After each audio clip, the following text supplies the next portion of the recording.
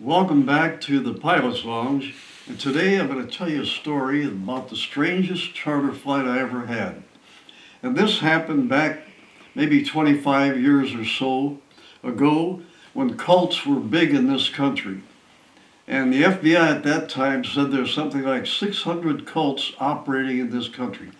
And the psychologist says the rise of the cults were that the young people in colleges in fact, they went after the people that were upper middle class and wealthy people.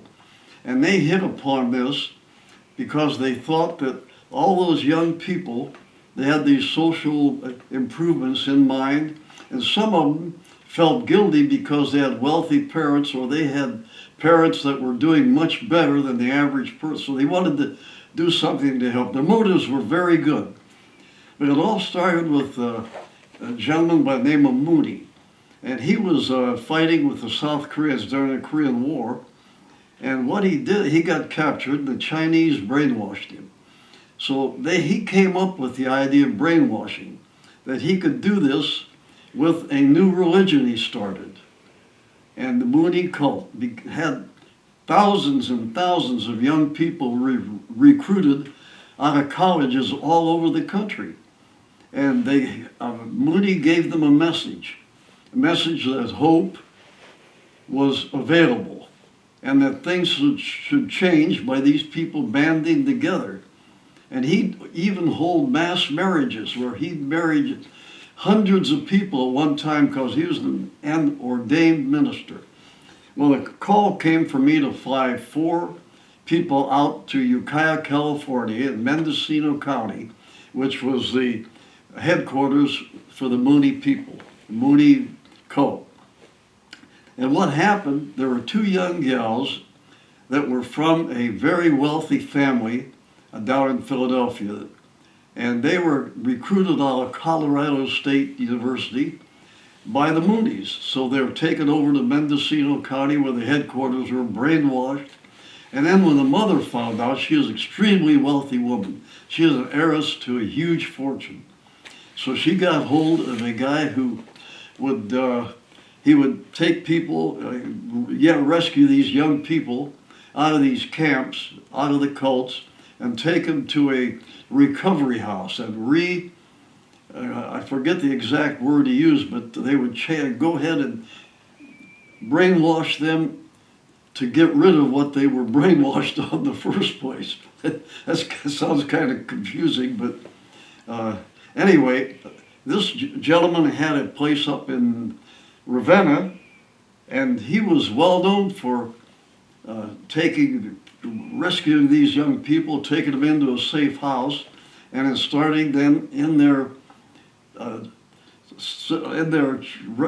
situation to take out all the stuff that had been brainwashed into their heads.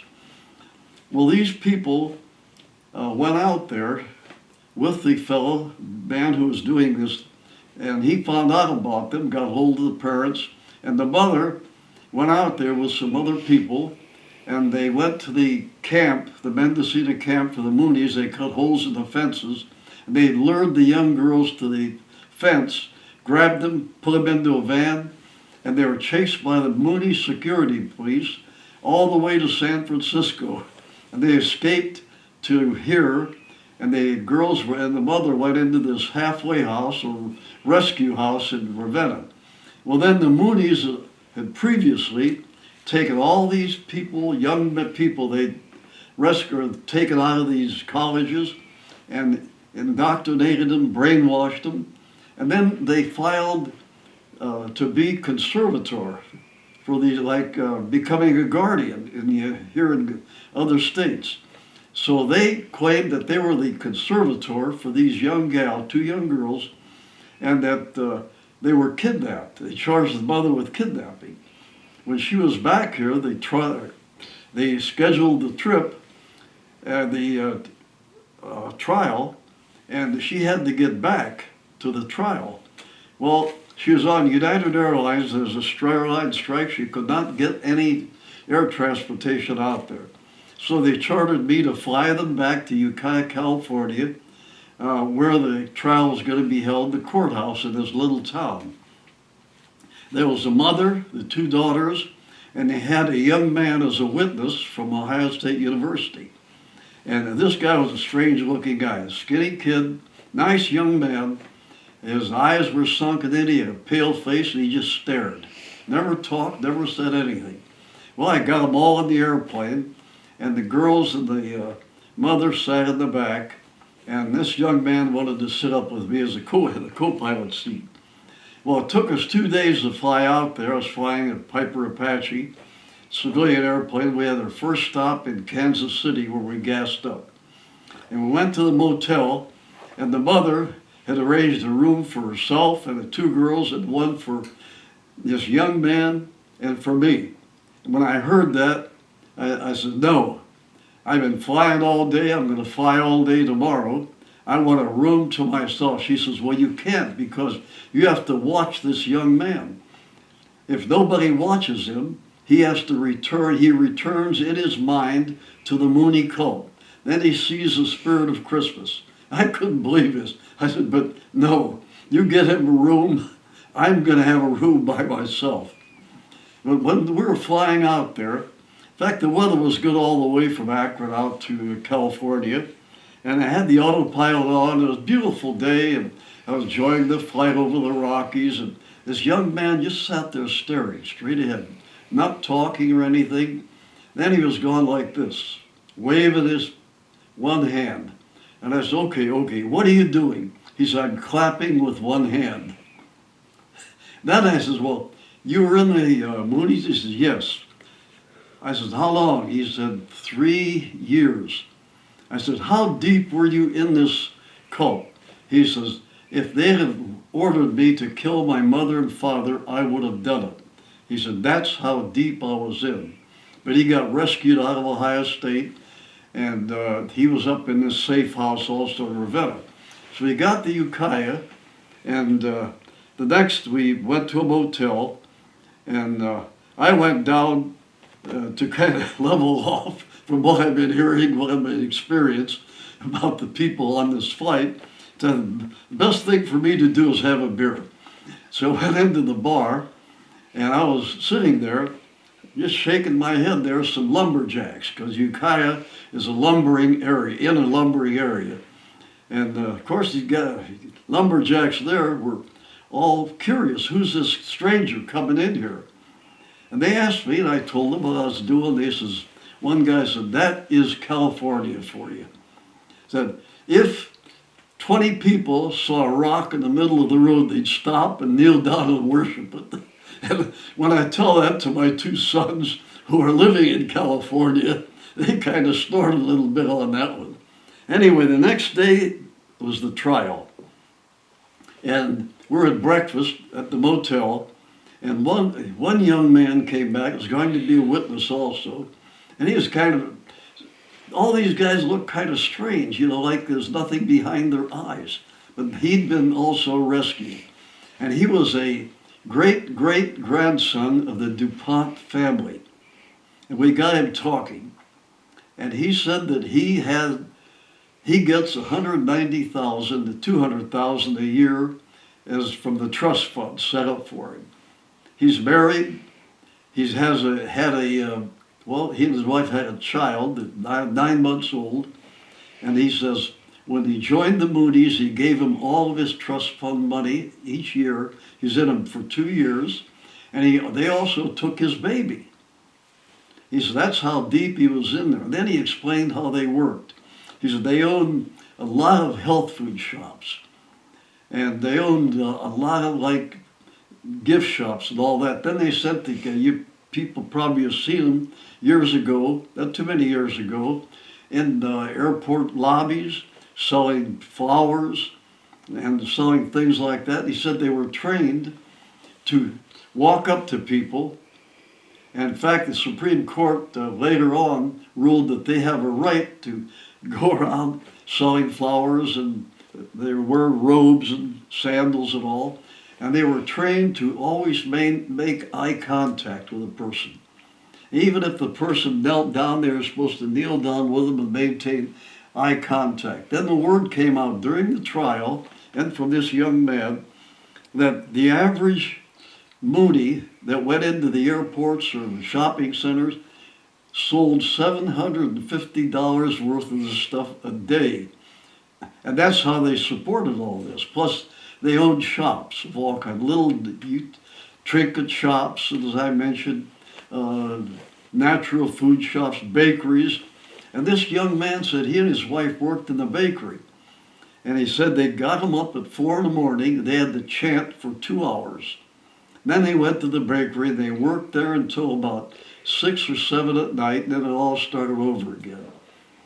And then it became up in the trial that if you see a cult, and a cult's being very active, there's always about 3 guys wearing a business suit and wearing a briefcase that's promoting these people, and they're taking all the profits. Well, the trial was something to see. So I went out of curiosity. I didn't have to go. And when they brought all the witnesses in, they had her up in the chairs and all. And then the Mooneys came in, which was their right because they're American citizens. They were in the first 2 rows at the courthouse.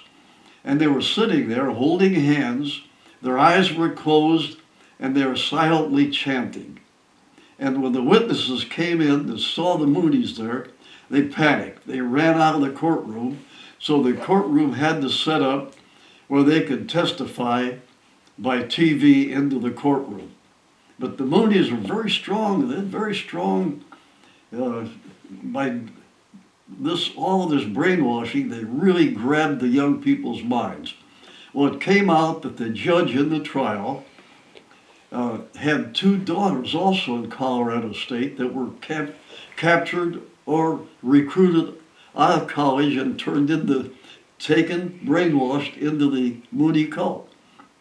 So what he did, he called, there's attorney generals from Arizona, New Mexico, and attorneys and law enforcement people there to make sure something happened on this. Well, the judge called the lawyers back in, and he backdated the papers that the Mooneys had given him, which was illegal. He committed a crime himself, but what he wanted to do was not have these people convicted of kidnapping, because the Mooneys had legal consent to care for these people, these kids. They were the conservators, like guardians in Ohio and other states. So he backdated the papers and then had another set of papers made up that made the parents the guardians of these. So then everything was dismissed. We flew back to Ohio, and just talking to this I'll back up a little bit, talking to this young man from the DuPont family. He sat down at the table, and he was fidgeting, and I noticed that he just wasn't quite right. And he said he's going to need a lot of psychological care. But he says, he has a problem. He levitates. He said this morning he levitated off of the bed, flew around the room, flew down the hallway, came back, and decided to land in bed, but he missed the bed and landed on his shoulder. He pulled down his t-shirt, and there's a big bruise on his shoulder. But he was saying that with the brainwashing and everything that they're pounded into, they can levitate. Now, that was everything about that trial was strange. So that's the story of the strangest flight I've ever had. And I'll tell you about not a Mooney cult, but another cult. It was called the Jesus cult. And they brought that up in the courtroom also, that this young man grew a beard, wore sandals, wore a robe, and he had followers that he walked all over the United States. And they ate out of garbage cans. And they just chanted. And he says there were cults like that in this country. As I mentioned before, the FBI said over 600 of them. And they said, to be sure, if there's a cult anywhere, there's always some guys there with briefcases take stuffing the money they got from having these people work and work for free. And these high-minded kids were pulled into that. And many of them, once they got de-brainwashed, went into the law, and many of them became politicians. They kind of hid that part of their life. But their ideas, their aspirations were noble. They wanted to change the world, and they thought that Mr. Mooney was going to do it. And when we flew out, I might add this part too, the girls, the two daughters, were sing-songing. And that just about drove me nuts. I'm trying to fly an airplane. I got these two gals sing-songing in the back, chanting. And then on the way back, they all slept, which, thank heaven. And anyway, before we went out, I wanted to check before. I didn't, you're not going to put people on an airplane without being paid in advance to go a very expensive trip to California. This is a little aside. And the woman paid by check, the big check. So I says, may I call your bank? She says, oh yeah, here's the man to call. I called the bank and I says, I'm holding a check here, and I gave him the name and all. And he laughed and he says, how much is the check for? And I told him. He says, oh, you're in trouble. I said, what do you mean I'm in trouble? He says, you should not have taken a check if she offered you over $30 million because it would bounce. That's the kind of money those people had. That she had in her bank account, plus she's an heiress to a huge toy company. I won't mention the toy company because she's probably still around. Anyway, that's the strangest flight I've ever had. Thank you. We'll see you again next week.